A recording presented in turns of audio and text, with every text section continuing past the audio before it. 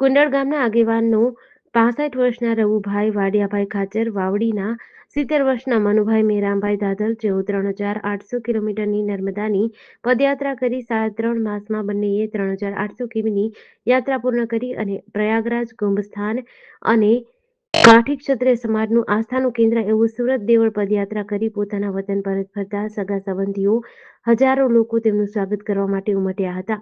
મોટી સંખ્યામાં સાધુ સંતો હાજર રહી તેમનું સન્માન કર્યું તેમજ હિન્દુ તથા મુસ્લિમ સમાજના આગેવાનો હાજર રહ્યા હતા.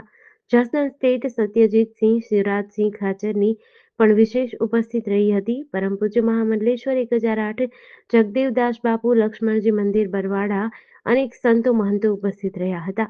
આ યાત્રામાં અનેક મુશ્કેલી આવી પણ ગુરુ ગેબીનાથના અને જાદરા બાપુના આશીર્વાદથી આ પરિક્રમા તેમણે પૂર્ણ કરી.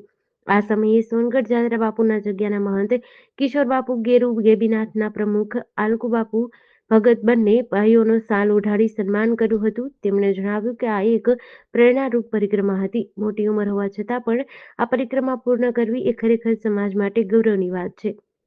આજ તમે જોઈ શકો છો સમગ્ર પંથકની અંદર ખૂબ જ ઉત્સાહનો માહોલ છે.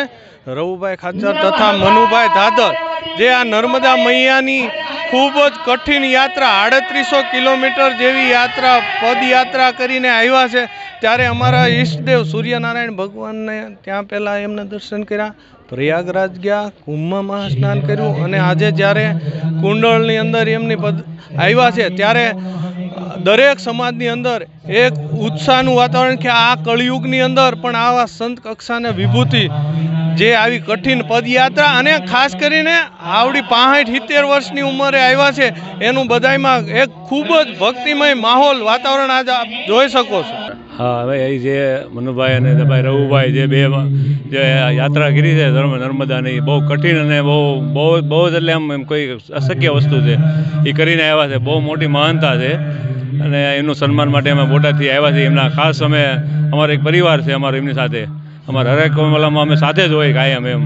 એટલે અમને બહુ ખુશી છે કે આ મનુભાઈને અમે એનું સન્માન કરવા માટે આવ્યા, સામેલ થયા છીએ અમે તમે સામેલ કર્યા, અમને ઘણી ખુશી થઈ. GDC ન્યૂઝ સાથે ચિંતન વાગડિયા, બરવાડા.